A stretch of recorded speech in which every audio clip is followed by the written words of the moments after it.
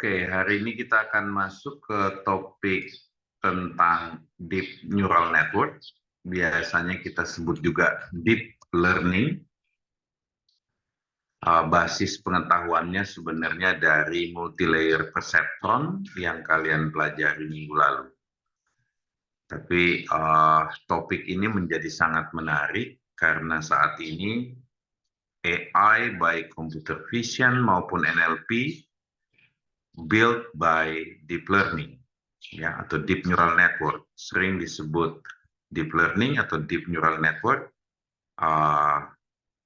Alasannya kenapa ya mungkin karena historical dulu orang bilang bahwa neural network-nya hidden layer-nya banyak, maka disebut deep, ya.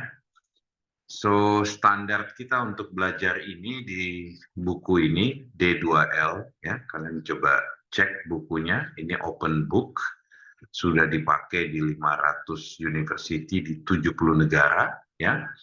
Bagusnya buku ini, dia tidak skip matematiknya, tetap dijelasin basic matematiknya, misalnya di preliminaries tentang linear algebra, kalkulus, probability, dan statistik.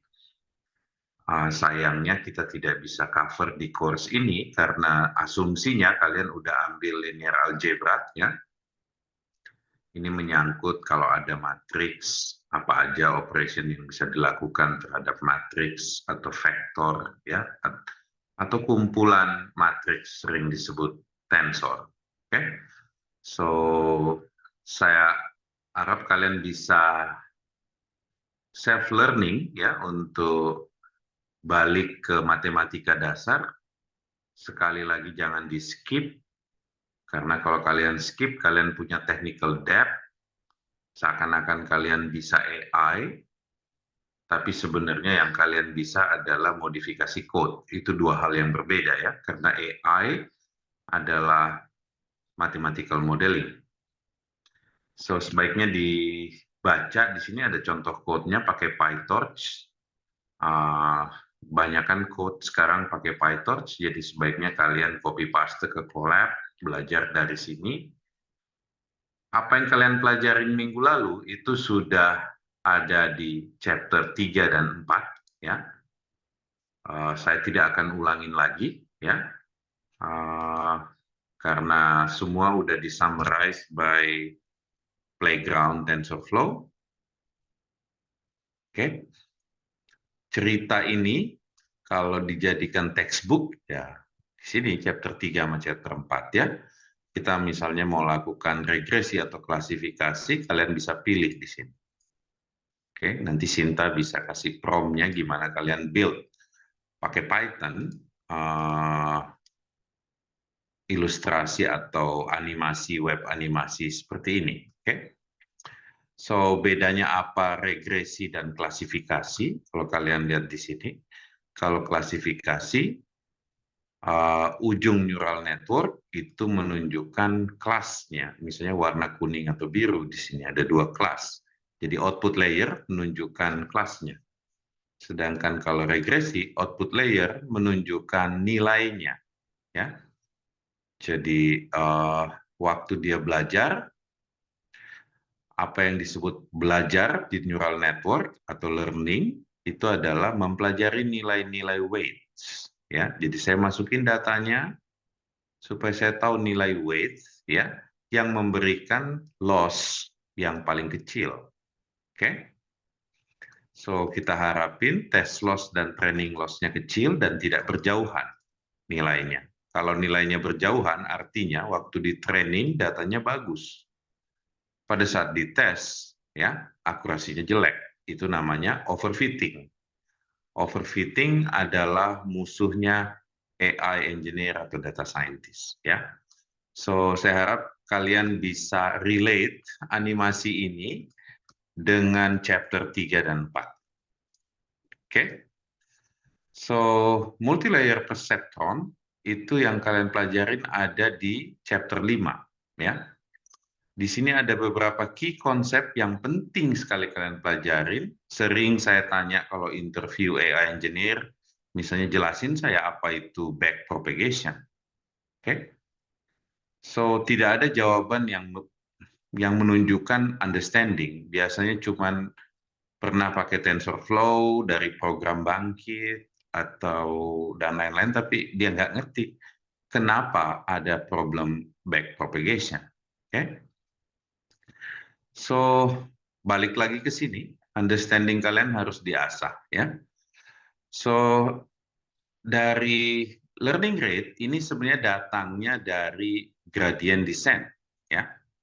Bahwa kalau saya punya loss function, saya pengen cari minimumnya, saya pakai gradient descent ya.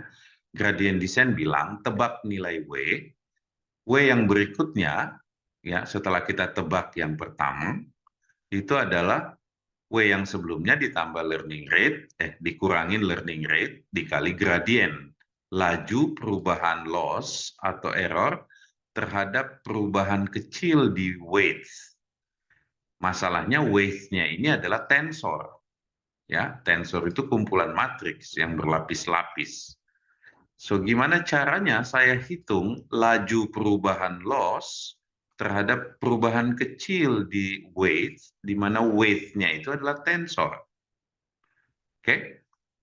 Itu yang kalian pelajari minggu lalu bahwa ada gradient.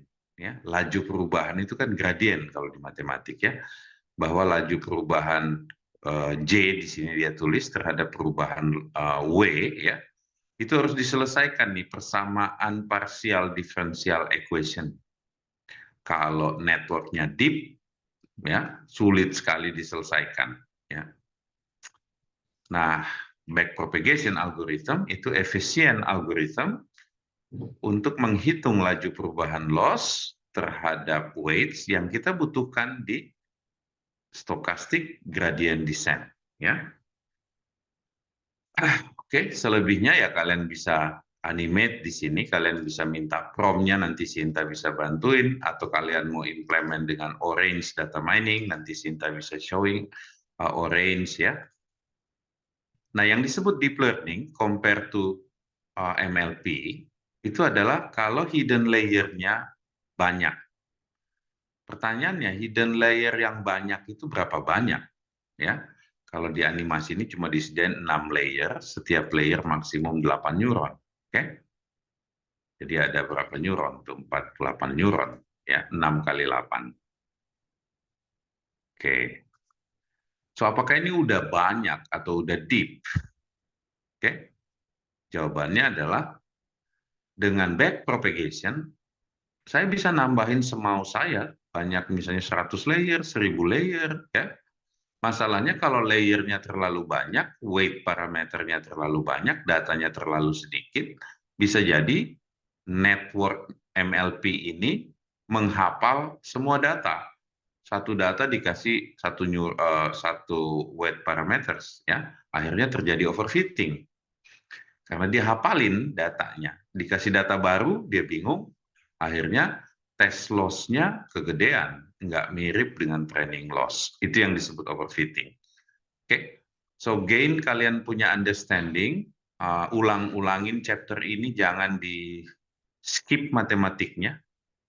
Orang yang skip matematiknya nanti akan jadi technical debt, akhirnya jadi malas belajar ke depannya. Ya, jadi nggak usah di-proof ya, matematik ini udah benar. Kalian harus baca seperti cerita aja bahwa ini ceritanya begini. Sehingga kalau kalian di interview nanti sudah lulus, itu jawabannya make sense ya. Saya beberapa kali interview anak S1 yang udah lulus nanya apa itu backpropagation? Apa itu gradient descent? Kenapa disebut stochastic gradient descent? Nggak ada yang ngerti, tapi pengennya jadi AI engineer. Nah, itu seperti wishful thinking jadinya nanti ya. Oke, so kenapa disebut stochastic gradient descent? Karena saya nggak masukin datanya semuanya. Saya bikin batch size di sini. Misalnya data saya ada 100, saya pecah jadi 10 batch. Yang masuk ke neural network ini per batch. Apa tujuannya? Minggu lalu kita pelajarin di slide kita bahwa takutnya dia terjebak di lokal minima. Seakan-akan ini udah paling minimum training loss-nya. Tapi ternyata itu lokal minima. Caranya dia escape, dia bikin batch size, starting initialization dari setiap batch beda-beda. Nah, itu yang menyebabkan kita sering sebutnya stochastic gradient descent. Oke? Nah, cerita-cerita itu penting sekali untuk kalian ketahui karena di AI ini code-nya udah banyak. Ya. Kalian bisa minta ke ChatGPT, tapi understanding-nya yang penting kalian kejar.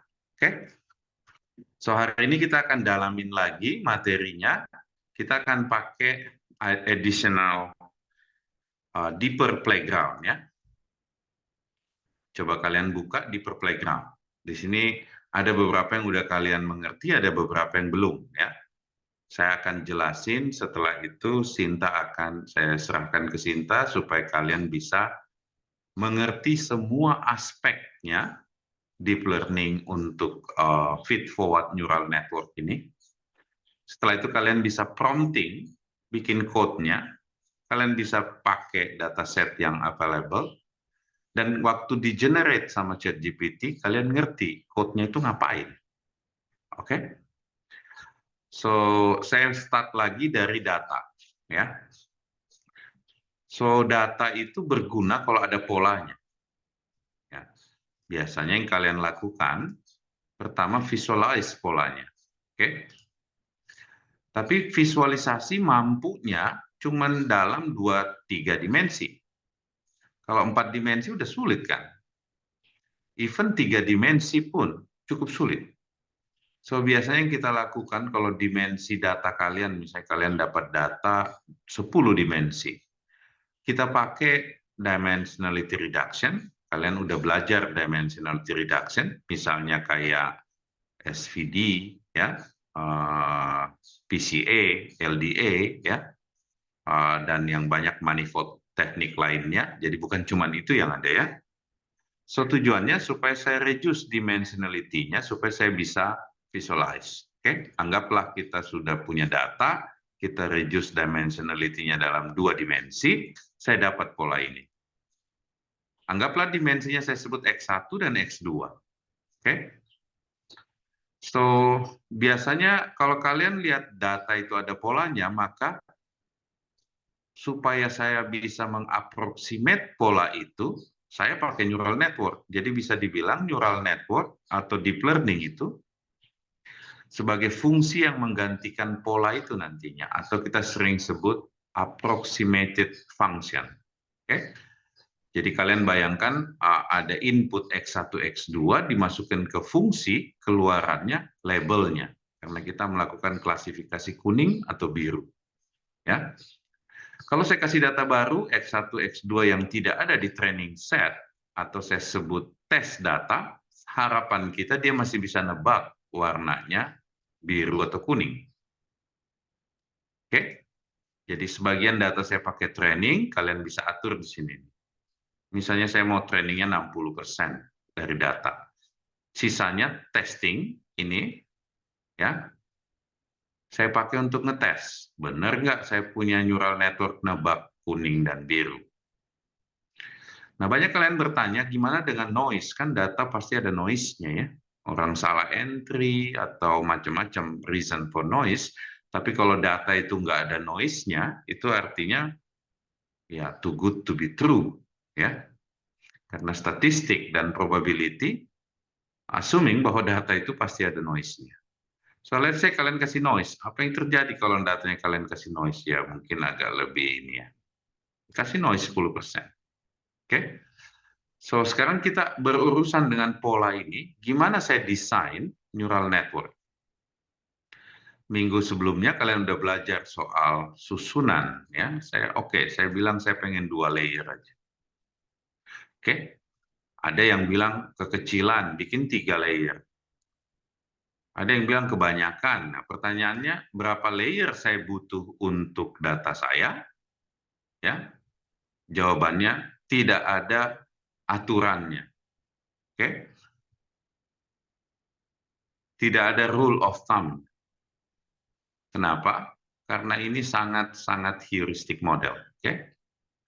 bahwa tidak ada aturan bilang arsitekturnya harus begini, ini yang paling bagus. Nah, itu yang membuat agak sulit ya neural network memang, karena dia butuh semakin banyak neuron saya kasih, semakin banyak weight parameters, nilai W, semakin banyak data saya butuhkan.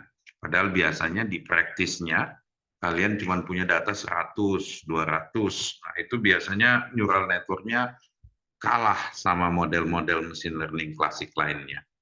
So, untuk menjawab pertanyaan tadi, misalnya berapa data saya butuhkan untuk ini, untuk pola ini, tidak ada jawaban yang theoretically kuat. Ya, kita bisa pakai teori visi dimension, Vapnik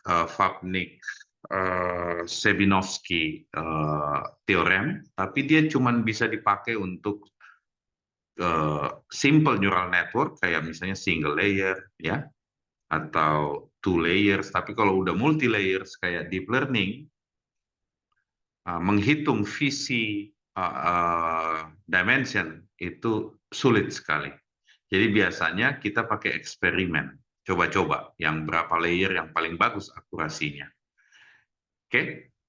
Karena tidak ada teorinya untuk membantu kalian di situ. Nah, ini juga menjadi problem karena waktu eksperimen kalian butuh banyak compute resource, ya.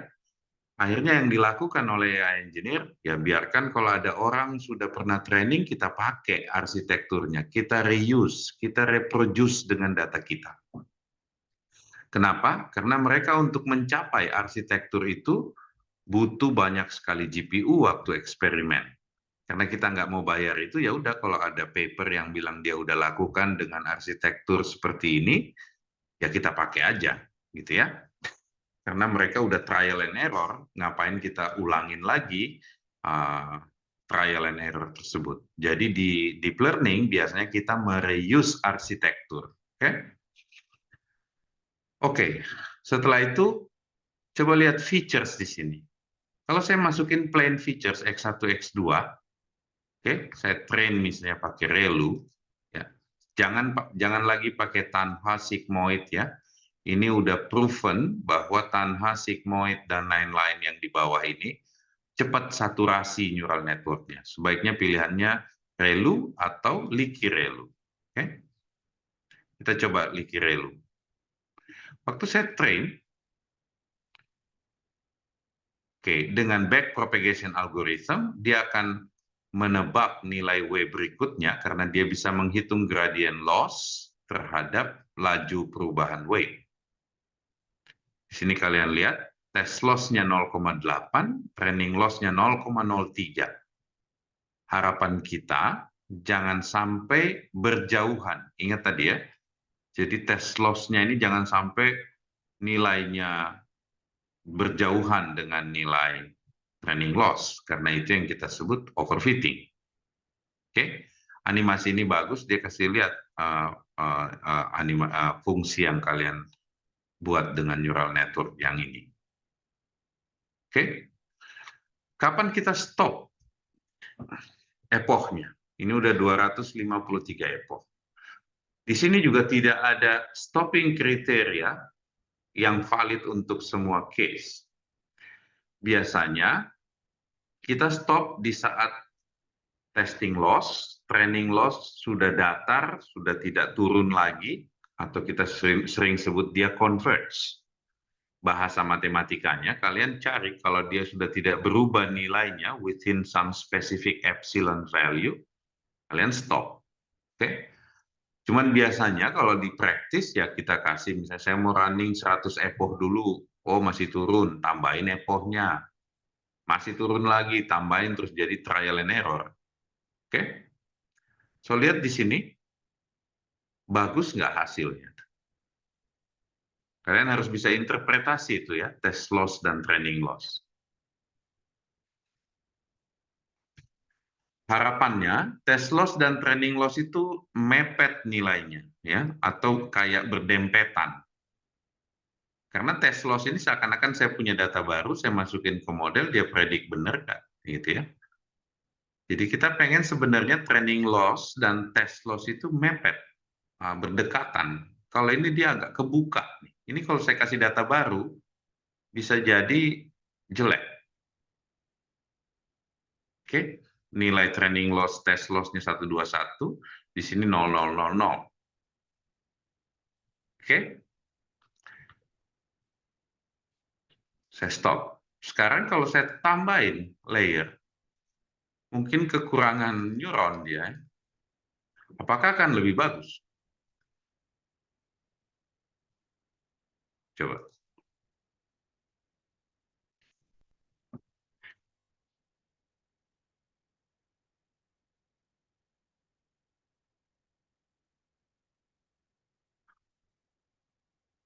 Di pertemuan sebelumnya kita pelajari bahwa satu single neuron ya itu merepresent satu single garis di dalam dua dimensi. Kalau neuronnya saya bikin 6 kali 8 ada 48, mungkin dia bisa bikin poligon yang lebih bagus ya.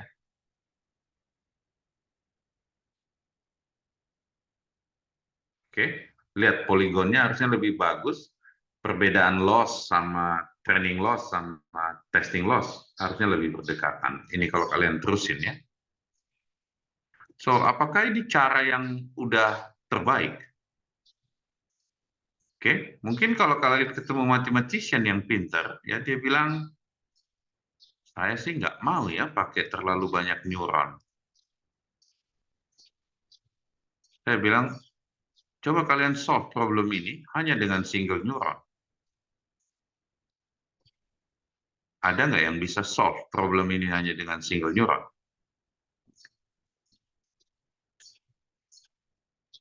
Oke, smart mathematician bisa bilang, saya bisa solve ini dengan masukin fitur-fitur ini. Karena kalau saya masukin sinusoidal, kuadratik, dia yang tadinya satu neuron merepresent satu garis, itu bisa jadi lingkaran, karena ini polanya lingkaran. Ya, coba kalian train dengan satu single neuron.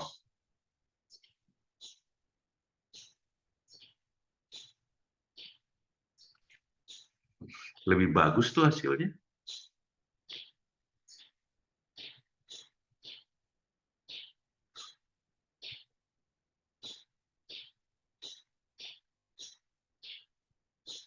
Lihat.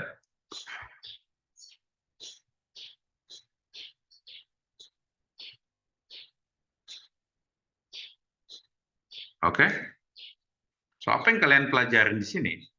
Bahwa pemilihan fitur yang masuk juga pengaruh, gitu ya.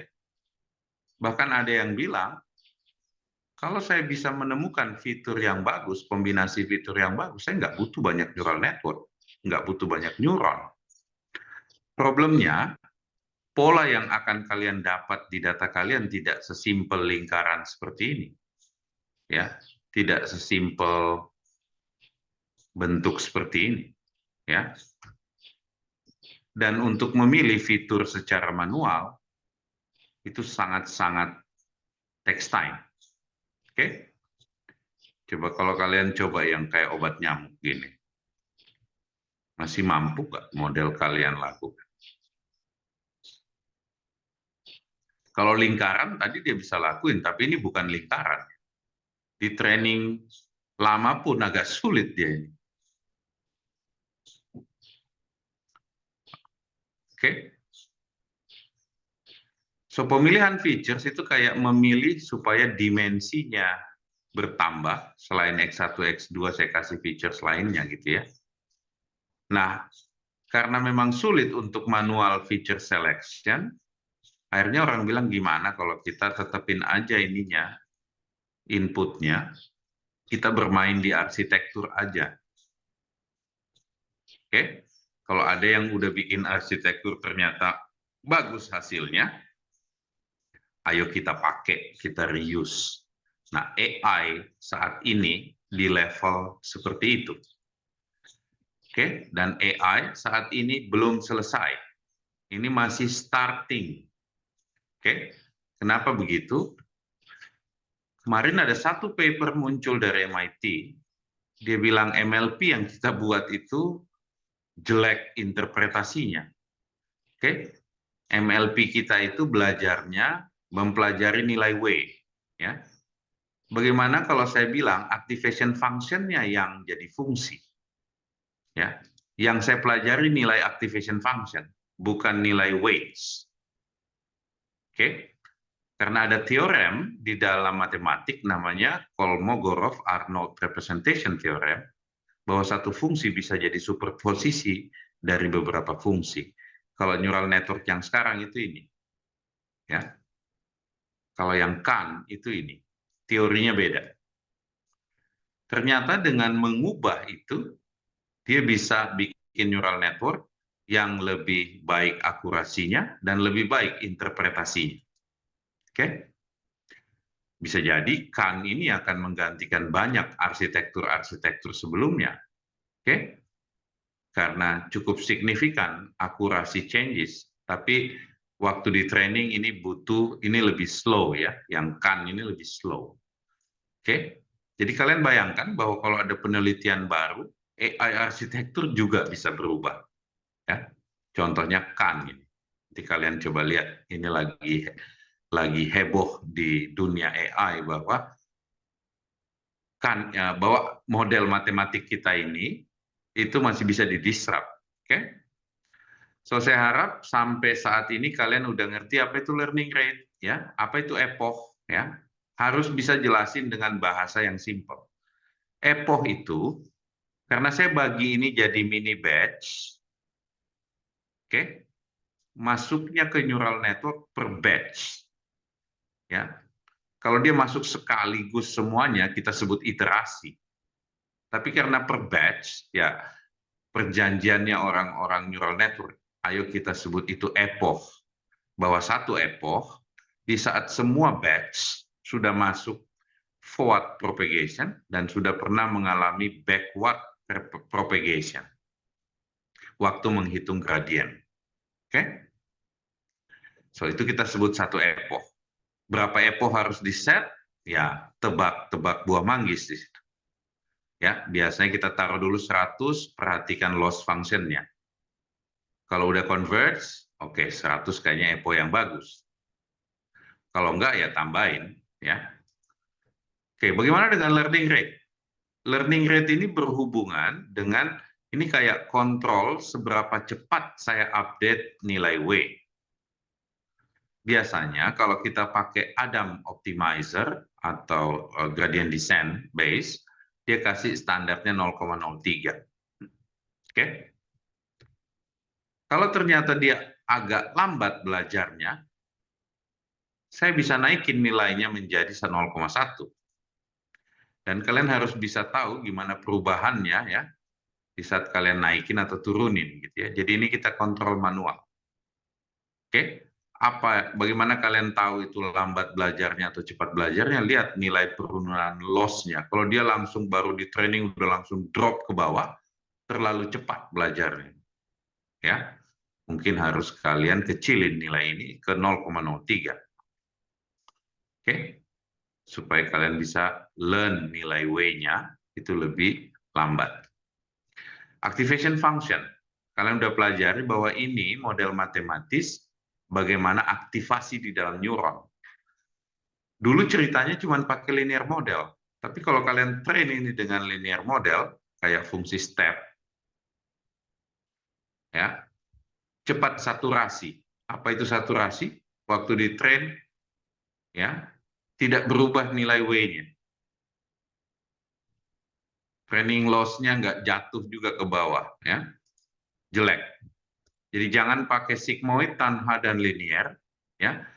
Rekomendasinya sebaiknya ReLU atau Leaky ReLU atau ELU, ya. Itu jauh lebih murah komputasinya, jauh lebih simple. Oke. Next, apa itu regularization? Waktu kita train, kalian lihat nilai loss itu biasanya kadang-kadang kayak spektrum apa ya? Nggak mungkin nilai loss itu smooth.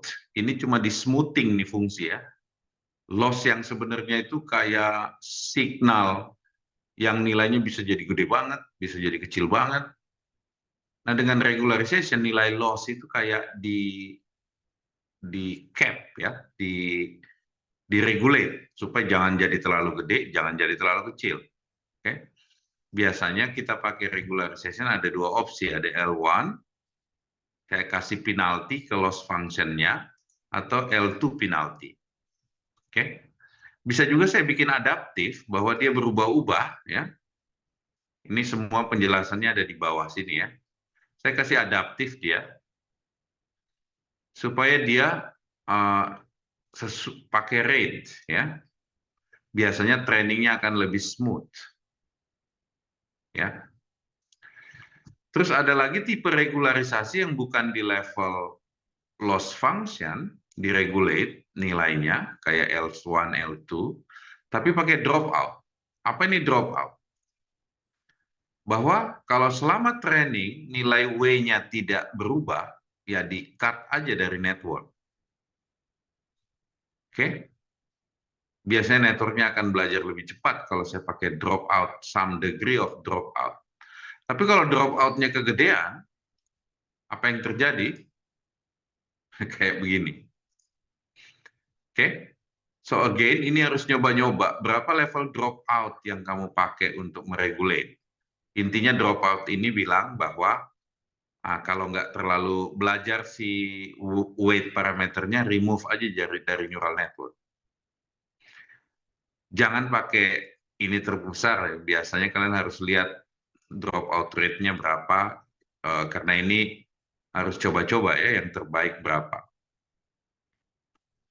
Next, momentum. Ini another method, nanti kalian bisa klik di sini ya, ada linknya di sini. Jadi penjelasan matematisnya tentang apa itu momentum, apa itu regularization, dropout ya. So, yang disebut momentum biasanya refer ke gradient descent, ya, bahwa waktu dia melakukan gradient descent itu dia implement momentum algorithm. Biasanya itu membuat proses untuk trainingnya itu juga seperti kayak diregularisasi ya, pakai momentum. Ini basisnya dari gradient descent ditambahin momentum. Oke? Terus ada juga yang gradient normalization per layer. Ya. Ini teknik-teknik ini dulu ada sejarahnya nih waktu dibuat ya, bahwa setiap layer itu kok nilai-nilai yang masuk ke layer berikutnya berubah banget nilainya. Bisa nggak saya regulate supaya waktu dia masuk lagi ke layer berikutnya, itu tidak shifting nilainya. Ya, dia pakai layer wise gradient normalization. Terus learning rate juga bisa auto tuning. Ya, jangan sampai loss-nya terlalu jauh ya, kita bilang prevent loss function. So yang membedakan MLP, multi-layer perceptron, dengan deep learning itu adalah dia implement banyak regularization teknik, ya, seperti dropout, momentum, gradient normalization, learning rate auto tuning, dan lain-lain, supaya trainingnya jauh lebih bagus. Nah, dengan banyaknya hyperparameter di atas ini, kalian jadi bingung nanti kalau nggak ngerti ya. Jadi kalian harus bisa ngerti banget, supaya pada saat dikasih code sama ChatGPT, kalian tahu itu ngapain code-nya. Yang saya lihat sama banyak yang mengaku AI engineer, itu ditanya hal simpelnya nggak ngerti. Jadi sebenarnya dia cuma pakai code dari luar, habis itu ngelihat jalan, habis itu kalau diminta akurasinya meningkat, udah bingung sendiri. Ya. Tapi kalau kalian ngerti banget, which is kalian bisa summarize dengan tools ini pengertian kalian, itu deep learning jadi mudah, karena code udah banyak kok. Ya. Tapi kalian ambil code, kalian bisa modify hyperparameter, sehingga karena kalian punya intuisi matematisnya. Kalau kalian nggak punya intuisi matematisnya, code-nya nggak ada gunanya. Oke? Ini penting banget untuk kalian ini, supaya kalian bisa bekerja di industri nanti. So, apa yang saya ceritain tadi ada di chapter multilayer perceptron. Kalian baca ya, di chapter ini, chapter 5. Ini matematis derivation-nya ya. Cuman kalau saya jelasin ini takut kalian tidak inspire, karena full of mathematics, kayak dropout techniques, bagaimana dia cut gitu ya. Tapi saya sangat saranin jadi tugas kalian baca sampai paper 5 ya, dan coba lakukan predicting house price ini di Kaggle. Oke, nanti Mbak Sinta bisa bantuin ya. Supaya chapter 5-nya fondasi kalian di multilayer perceptron dan deep learning bagus.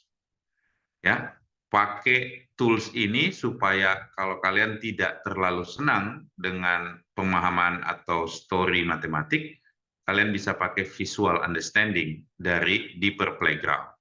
Jangan worry sama code, karena kalau kalian bisa prompting, kalian bisa minta di chat GPT bilang, bikin neural network dengan input bla bla bla, pakai learning rate sekian, activation sekian, regularization ini, dropout rate sekian, generate code-nya dengan PyTorch. By few minutes, kalian bisa dapat sampel code. Kalau nggak ngerti how it works, saya kasih sampel code yang bagus pun tidak akan bisa. Ya. Jadi jangan dibalik-balik proses belajarnya.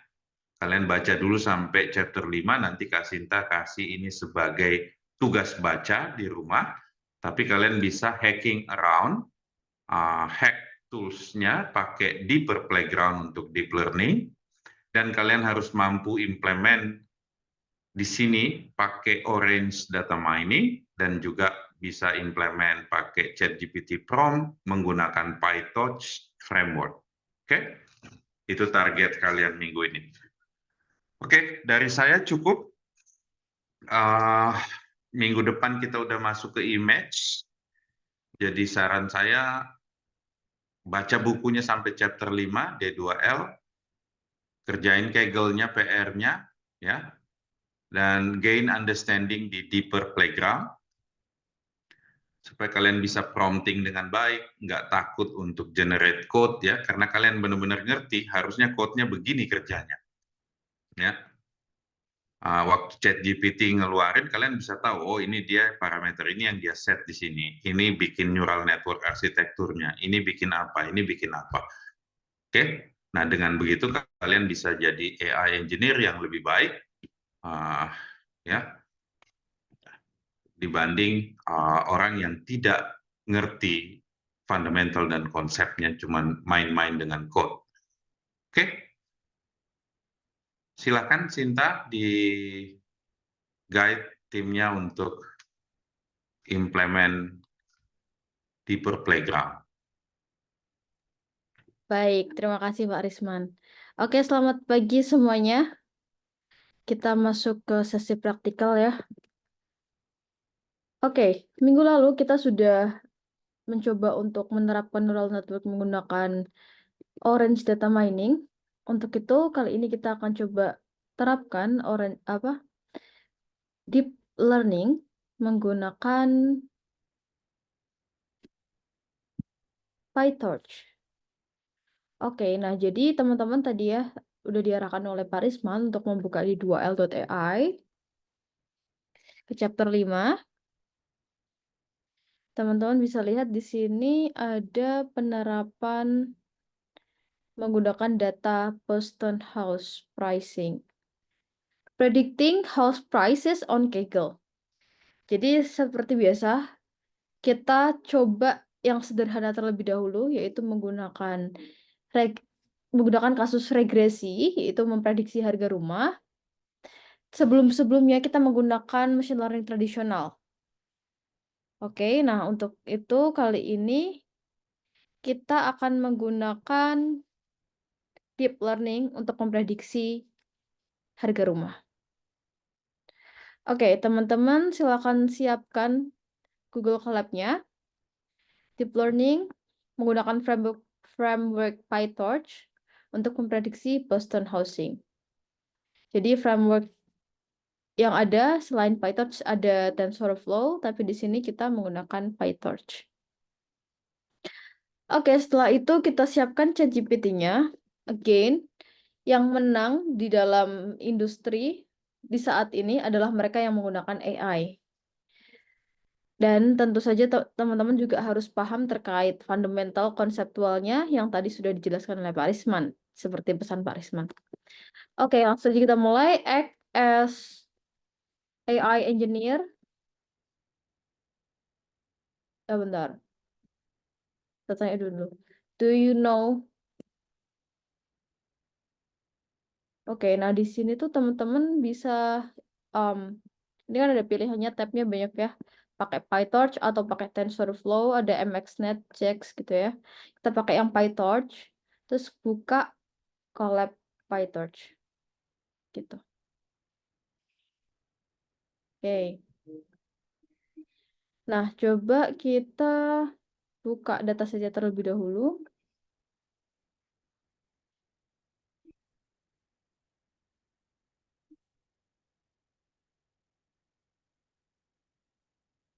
Oke, live in Google Colab.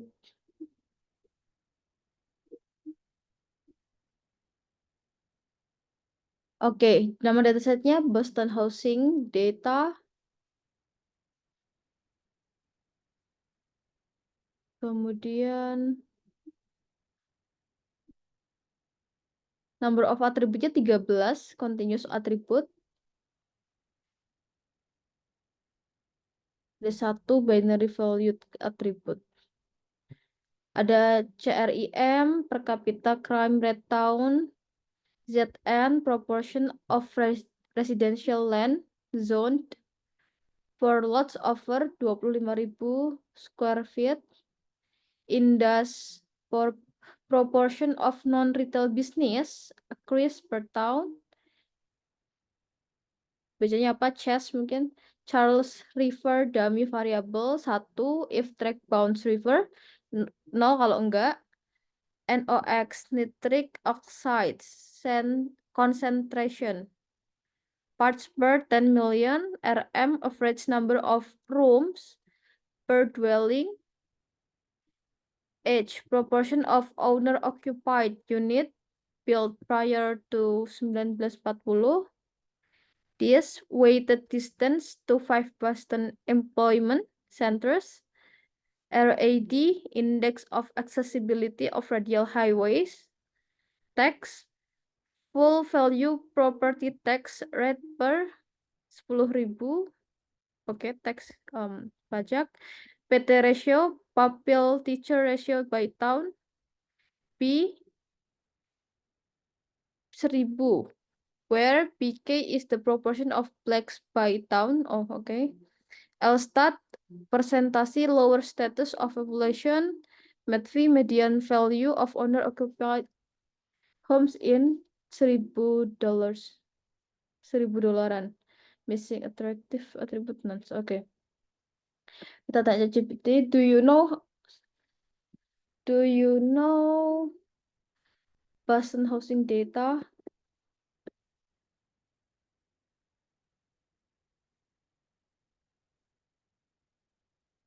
Kita copy atribut informasinya aja. Oh ini.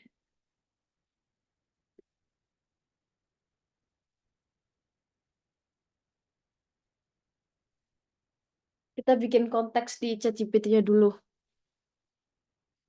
Dia tahu posting Boston housing dataset.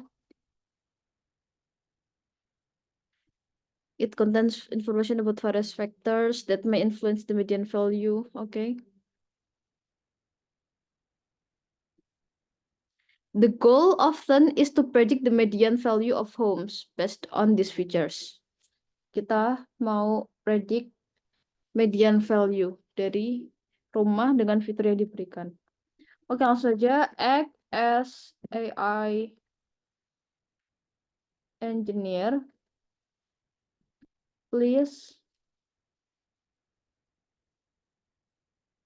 create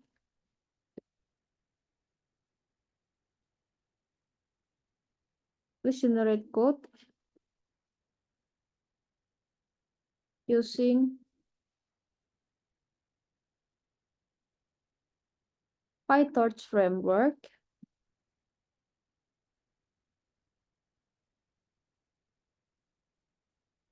on Boston housing data.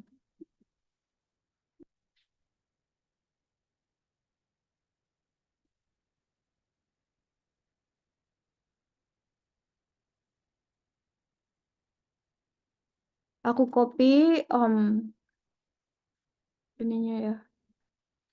ChatGPT prompt-nya, kolom chat, too long. Oke, sorry. Ini aja. Kemudian yang ini. Oke, nah selanjutnya kita coba pindahkan ya. Oke. Kita split layarnya.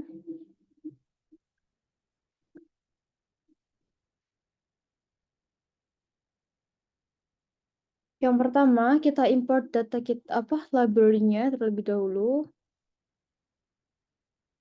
Kita sambil pahami. Ini import torch-nya itu sendiri. Nah, ini import neural network. SNN ya. Optim, coba kita tanya GPT.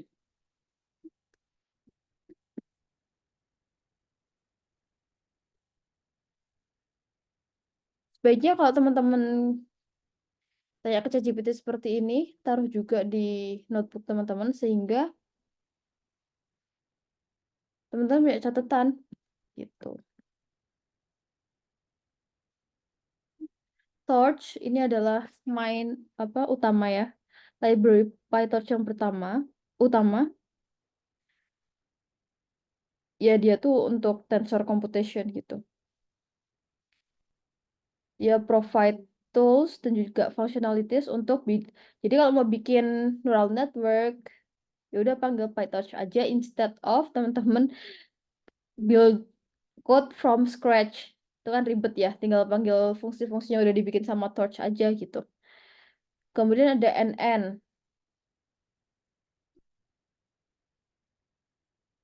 This import the neural network module. Ini untuk import modul neural network ya dari PyTorch. Ada classes and functions untuk building neural network. Ada misalkan teman-teman mau define berapa layers tadi ya, kalau teman-teman lihat di Hyper Playground.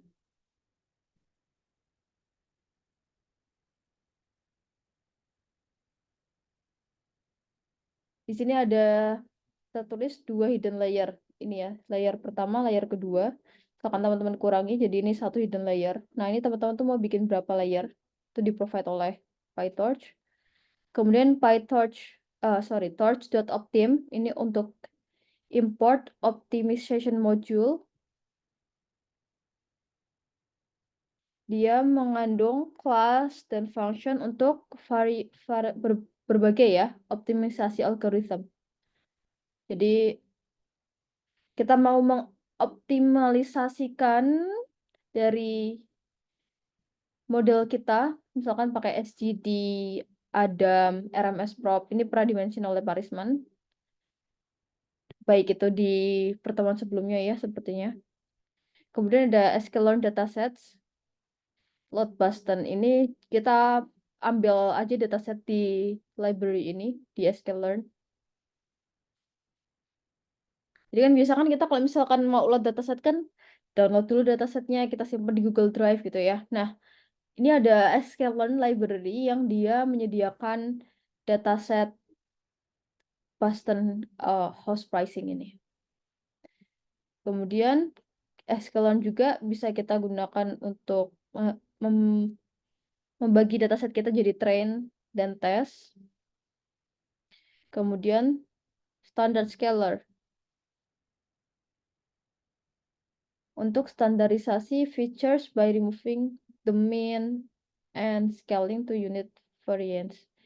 Ini membantu untuk memastikan bahwa setiap feature contribute equally to the model training process. Untuk pre-processing gitu guys, jangan sampai ada ketimpangan. Misalkan kita ingin membuat data-data di kolom kita memiliki rentang angka dari 0 sampai 1 gitu, sehingga angkanya nggak tertimpang gitu. Misalkan usia kan cuma dari 0 sampai berapa, 80-an misalkan ya. Kalau uang itu kan misalkan gaji gitu, misalkan kita mau memprediksi gaji itu kan dari berapa? Misalkan 1 juta sampai miliaran gitu kan. Itu kan gaji dan uang itu range-nya sangatlah berbeda gitu. Nah, itu bisa di pre-processing seperti itu. Kita normalisasi dan sebagainya. Kemudian ini di Escalon juga ada matriks yang kita gunakan untuk melihat seberapa jauh, seberapa bagus untuk mengevaluasi model kita seberapa bagus. Oke, next kita bentar. Saran.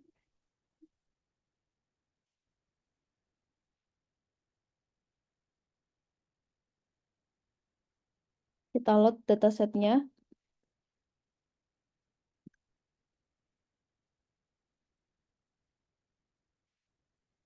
Ada error. Jangan panik. Load person has been removed from scikit-learn. Oke.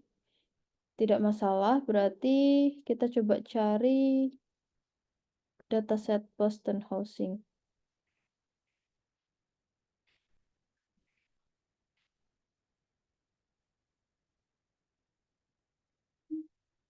Oh, ini. Seharusnya udah punya ya guys. Coba kita download lagi aja nggak apa-apa.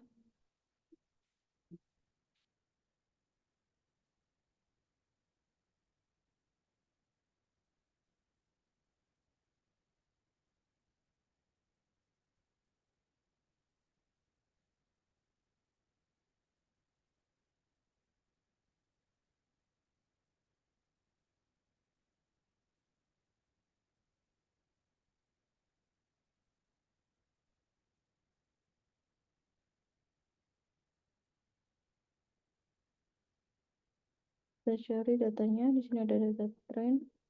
Download all aja. Oh, sorry. Trend.csv-nya kita download. Apa katanya?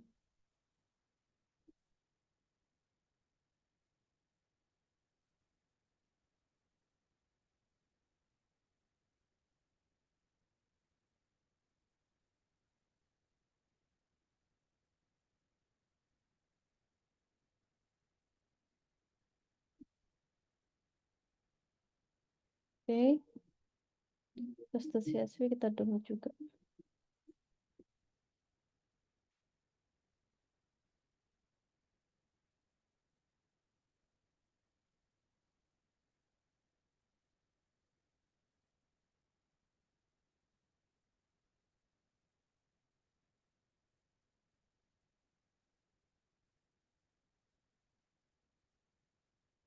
Oke.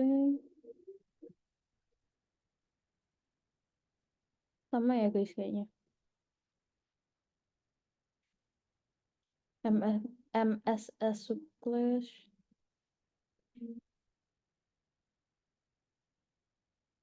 Oke.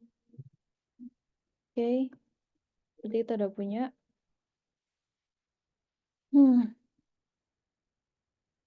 Kita kembali lagi ke errornya ini.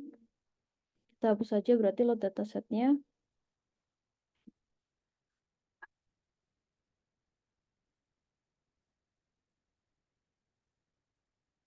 Kita bilang ke ChatGPT, I already prepared the dataset of train.csv and test.csv on Google Drive.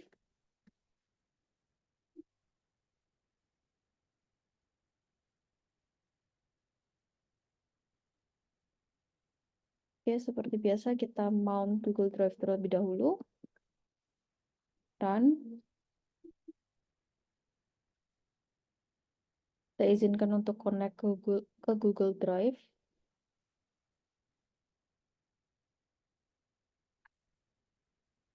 Kita load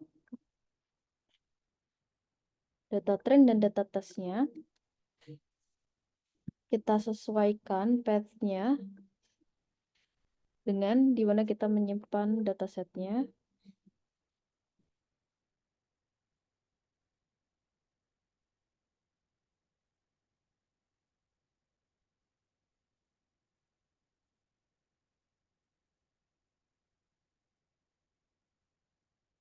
Oops, sorry, itu tes. Print di sini. Tes.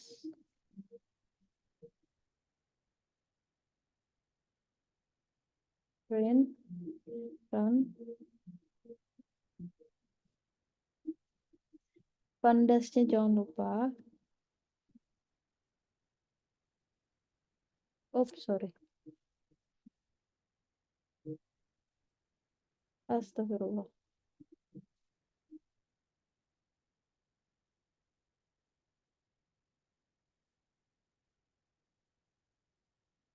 Oke. Kembali lagi ke code hasil generated by ChatGPT untuk membuat neural network model, deep learning model. Kita udah punya X-train dan X-test. Sorry. Data train dan data test. Jadi nggak usah di-split.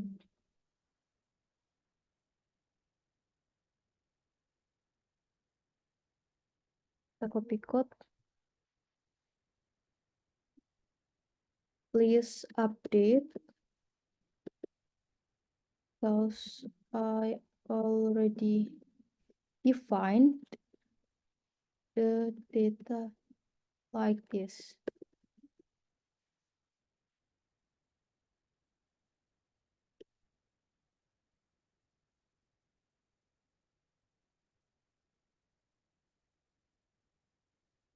Okay, spread the features and target variable. Jadi kan tadi ada 13 features. Nah, teman-teman pastikan ada satu kolom yang sebagai target. Tentu saja target kita tadi ya, memprediksi median value dari rumah. Tapi dia not found. Coba kita lihat train dev.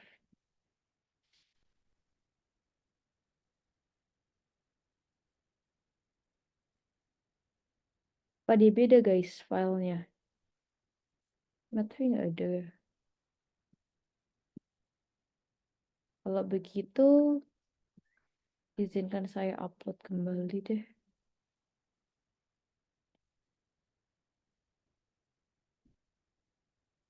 New folder, Boston House.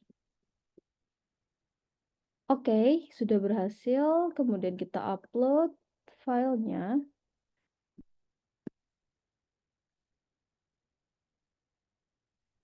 Test, train, open.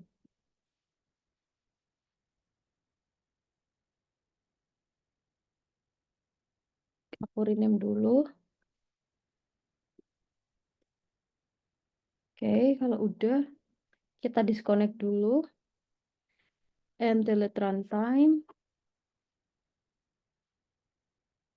Kita run library dan ini. Mount to Google Drive-nya.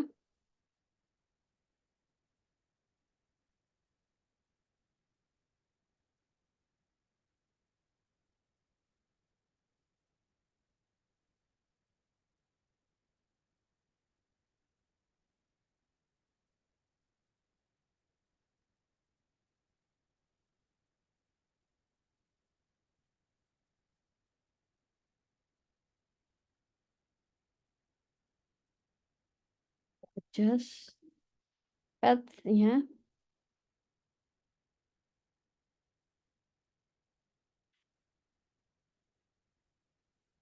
Test.csv kita taruh di bagian section test ya.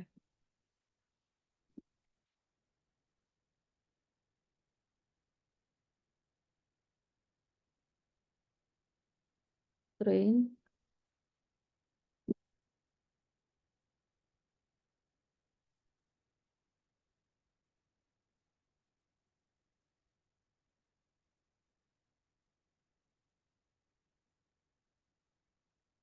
Putaran. Oke, coba kita lihat. Apakah nggak ada MATV?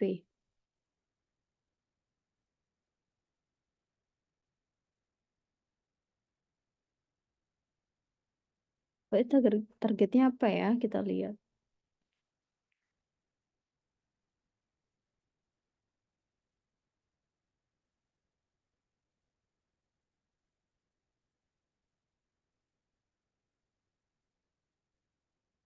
Okay, sales price.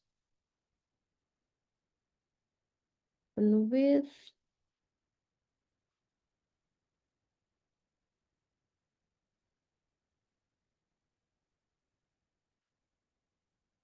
kita kasih tahu ke ChatGPT-nya kondisi data kita.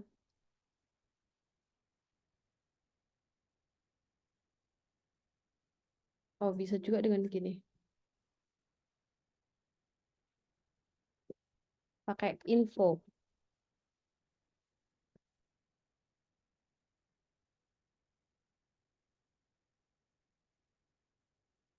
Sorry, train_df ya.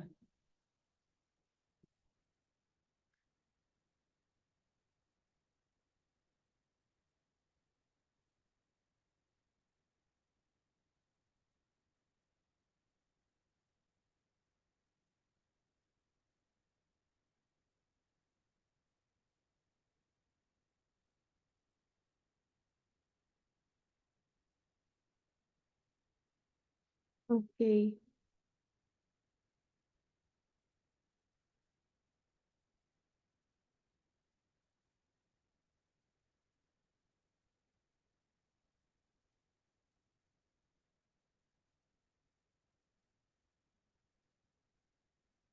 Please adjust this code with the new with this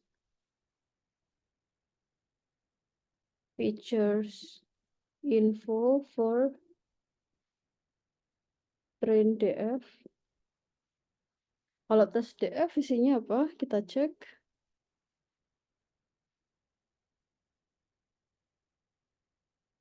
Ya pasti nggak ada price-nya ya. Self condition tuh kan.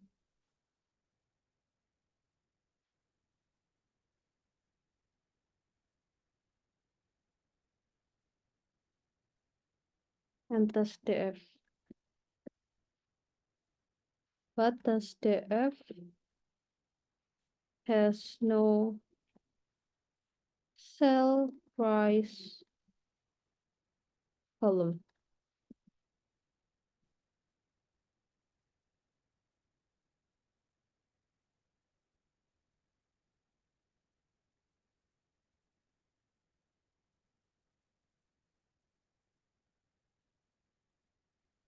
Okay. Separate features and target variable.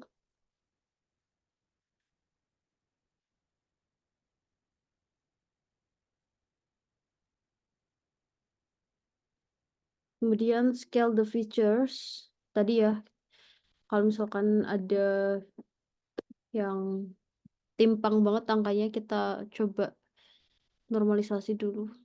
Transform. Nah, tapi ada yang string kan, tentu saja di features kita. Contohnya, ini ada objek. Ini string nih. Heating QC central air.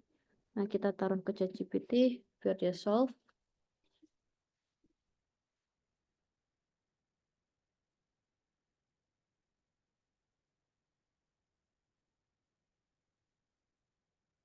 Oke, kita one hot encode categorical variables.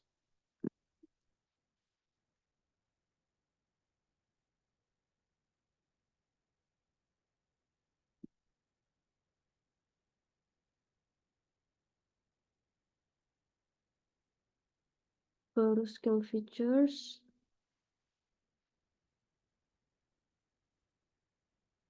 Kemudian kita convert data to PyTorch tensor. Ubah nih data kita ke tensornya PyTorch. Udah deh, masuk ke neural network arsitekturnya. Kita define class. Oke.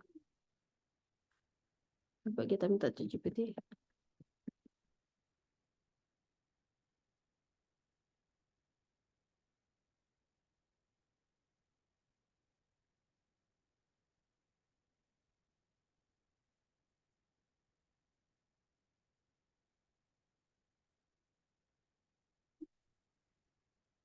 Oke, nah jadi di sini ada input layar inputnya, jumlah number of input features-nya dari neural network berapa, coba kita buka.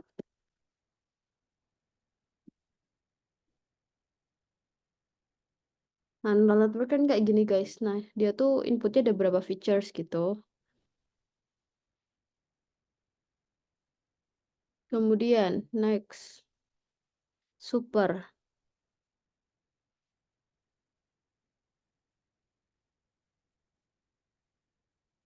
Untuk inisialisasi NN module base class in order to properly set up the neural network.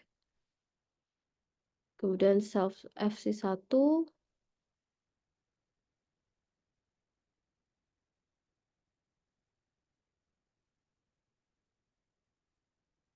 Oke, nah di sini define first fully connected layer. Jadi ini layer pertama dari neural network.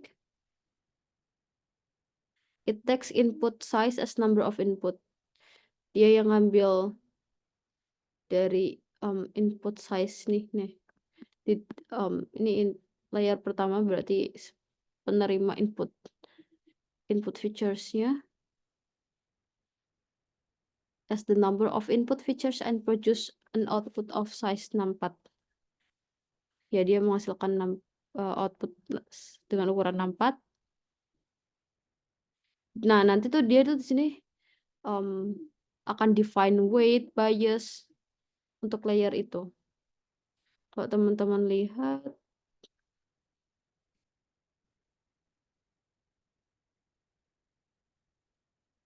jadi neural network itu kan matematika ya guys, isinya. Mereka tuh ngedefine berapa sih nilai weight yang terbaik, yang tepat untuk data kita. Biasnya berapa. Jadi di sini kalau teman-teman bisa lihat ada huruf W itu weight, B itu bias.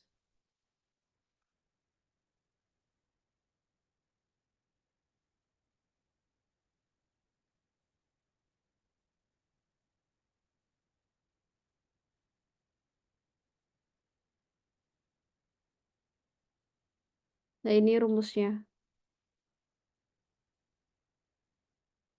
Jadi F dari B ditambah XI, WI, X-nya itu input, W-nya itu weight-nya gitu. XI, WI dari ke 1 sampai ke N gitu. X1, W1 ditambah W2, X2, W2, dan seterusnya sampai XN kali WN gitu dijumlahin kan. Tambah biasnya. Nah, yang neural network cari itu weight-nya sama biasnya gitu. Oke. Next. FC2 sekarang. Ini define second fully connected layer. It takes the output of the first layer. Jadi tadi kan outputnya 64. Sekarang berarti inputnya 64 dong. Outputnya 32. Kemudian yang layer ketiga juga inputnya 32. Outputnya 1. Oke, it takes the output of the second layer as input and produce single output. Nah, ini single output. This is common for regression tasks where the model predicts a single continuous value. Jadi kalau misalkan regression ya ini 1 outputnya. Kemudian forward berarti ya untuk forward ini ya, forward propagation ya, forward pass in the neural network. Kemudian torch the ReLU. This line applies ReLU activation. Oke, jadi kalau tadi kata Pak Risman, kita sebaiknya apply ReLU aja. Nah, di sini nih.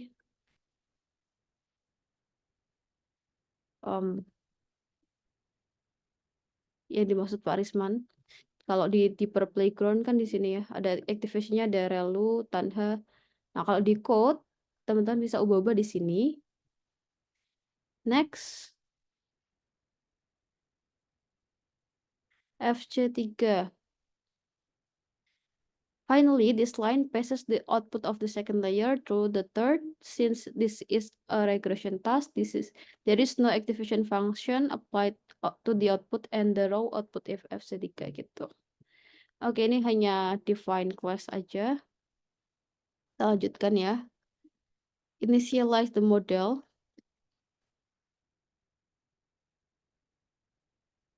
Input size-nya extend.shape1 model host pricing. Nah, kalau modelnya kan tinggal manggil yang udah kita define di sini ya. Coba kita minta jelaskan.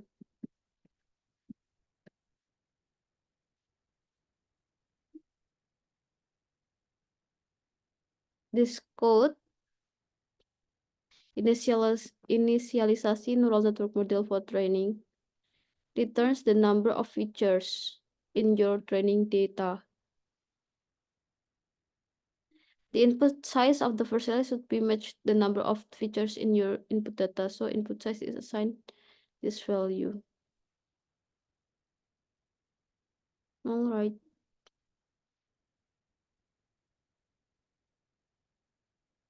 Next, define the loss function and optimizer. Oke, nah jadi teman-teman di sini kalau misalkan kita mau set Adam,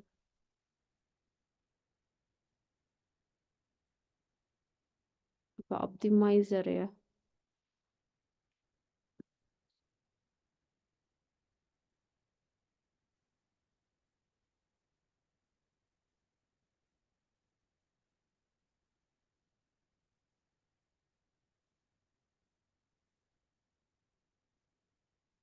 Ada SGD, Adam dan sebagainya ya, macam-macam. Nah, ini teman-teman bisa set di sini. Nah, di sini learning rate yang tadi Pak Risman sempat mention. Learning rate-nya seberapa gede ini teman-teman harus coba-coba. Apakah perlu dikecilin atau agak gedein gitu. Di sini di set oleh ChatGPT 0,01, tapi teman-teman harus coba berapa nilai yang terbaiknya. Oke, sekarang kita train the model. Kita epochnya 100 ya. Tapi loss-nya none.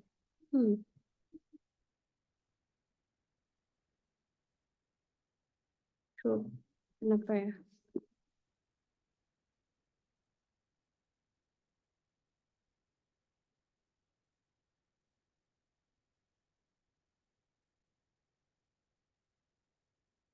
During training, the loss function has encountered numerical instability issue. This often happens when there are extreme values or divergent behavior in the training during training. Here are some common reasons why this might occur and steps to debug it.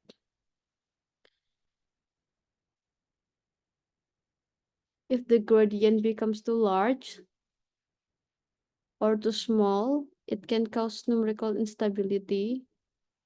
This can happen due to an appropriate installation. Okay.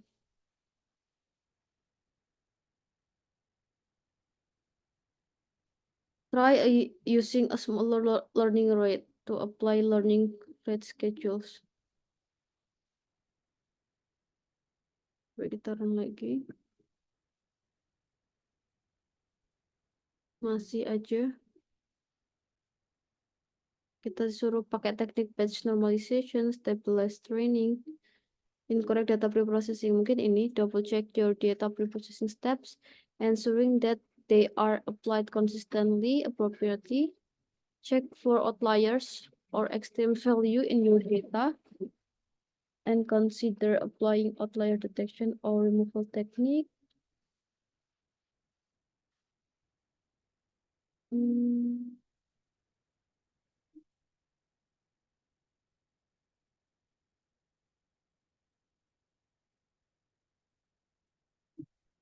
Oke. Jadi kan kita separate data, one hot and cold categorical variables.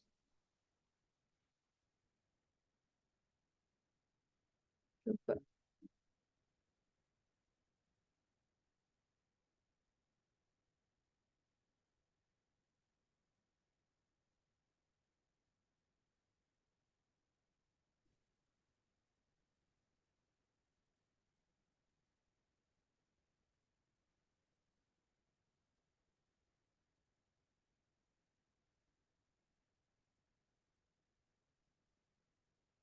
Wait, kalau misalkan sorry,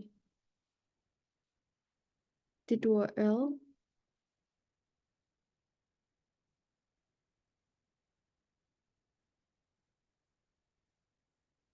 coba. Downloading the data through the book, we will turn the model.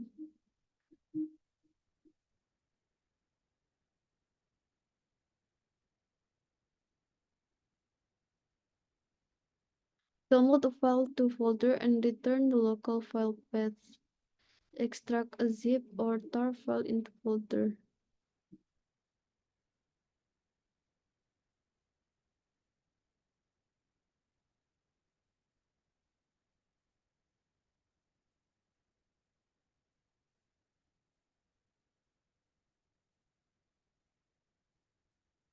Coba ya kita runtime, change runtime.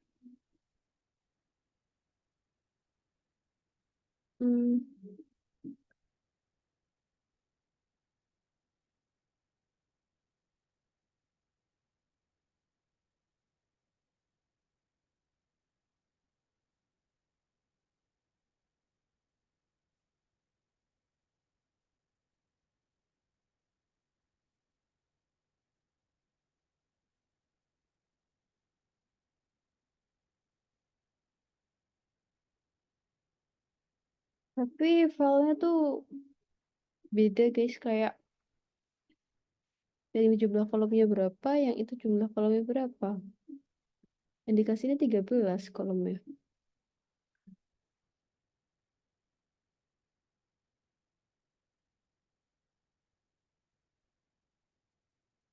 Coba kita cari di Google.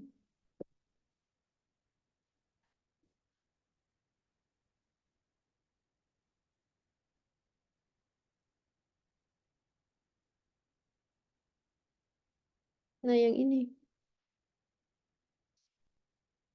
1, 2, 3, 4, 5, 6, 11, 12 sih kok nggak ada.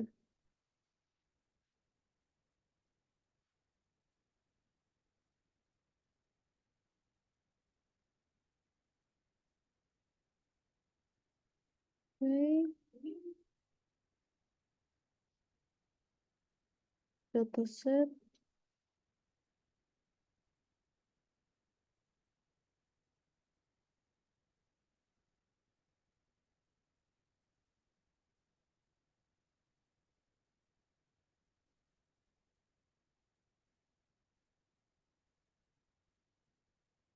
Kita coba unggah ke sini.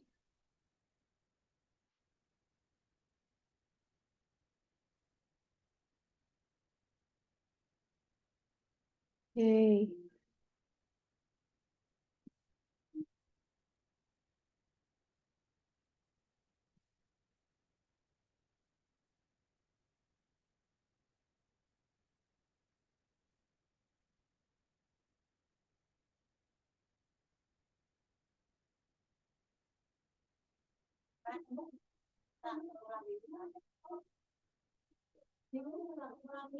Sorry. Kita import library. Kita mount ke Google Drive.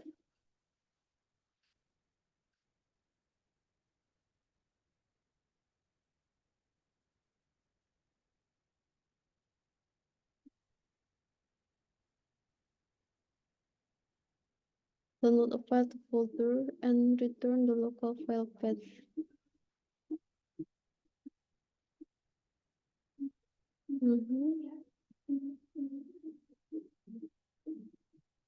Download a file to folder and return. Coba kita cari fungsi ini.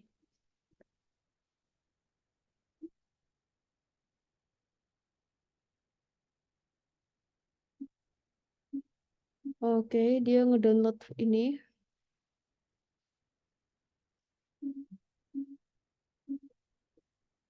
Oh.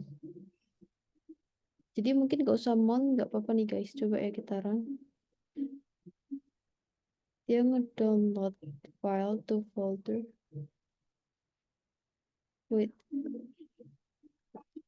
Throughout the book, we will train and test model on various downloaded dataset. Here we implement two utility functions for downloading and extracting zip or tar files. Can you skip implementation details of such utility function? Fungsinya nggak ada isinya.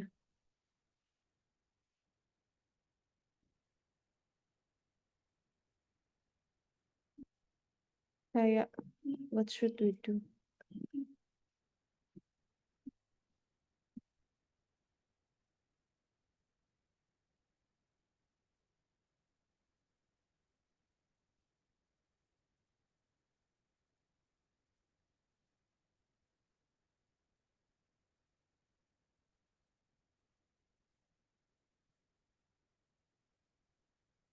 Okay, downloads the file from URL, kemudian disimpan ke folder, kemudian disimpan ke local file path of the downloaded. Coba ya kita lanjut.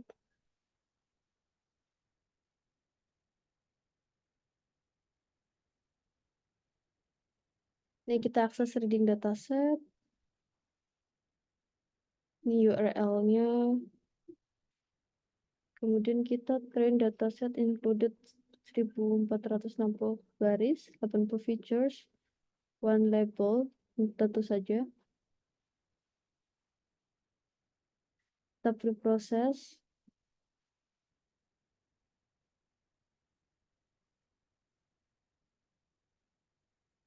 Take a look at the first 4 and final 2 features as well as the label from the first 4 examples.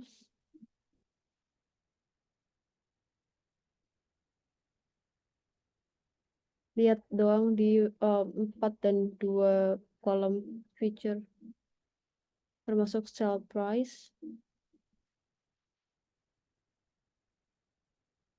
Okay. This includes features such as MS zoning. We replace them by one hot encoding. Jadi kalau misalkan ada kategorikal atau objek ini, contohnya MS zoning ini diubah jadi one hot encoder. Jadi misalkan ada suatu kategori deket river atau tidak deket river, itu kan objek ya. Kalau one hot encoding nanti diubah jadi 01 gitu. Contohnya. Oke, jadi di sini data train kita ada 1460.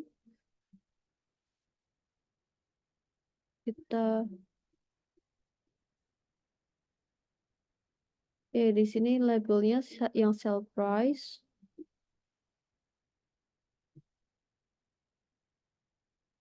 Oke.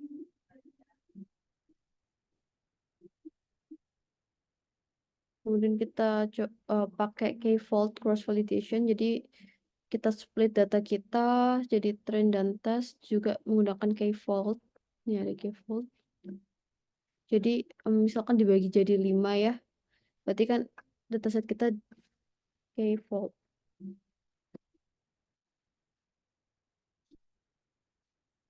Oke. Jadi misalkan dataset kita dibagi jadi 5 bagian, maka 4 bagian yang pertama itu jadi train, sisanya jadi tes. Kalau yang ini udah jadi tes, maka gantian yang lain. Bagian ini yang jadi tes, ini dan ini jadi train. Gantian seterusnya. Itu kalau k-fold. Oke, kita train. Menggunakan epoch 10. Nah, di sini teman-teman bisa lihat loss-nya terus berkurang. Ini dia lagi belajar. Dia meningkatkan akurasi dan menurunkan nilai loss. Oke, nah dia udah belajar. Oke. Dan seperti itu teman-teman. Jadi udah selesai terkait prediction housingnya dengan menggunakan D2L ini, PyTorch. Jadi teman-teman nanti bisa submit ini ya. Mungkin kita bisa cukupkan sekian. Udah pukul 10.30. Terima kasih semuanya. Selamat kembali beraktivitas. Mari.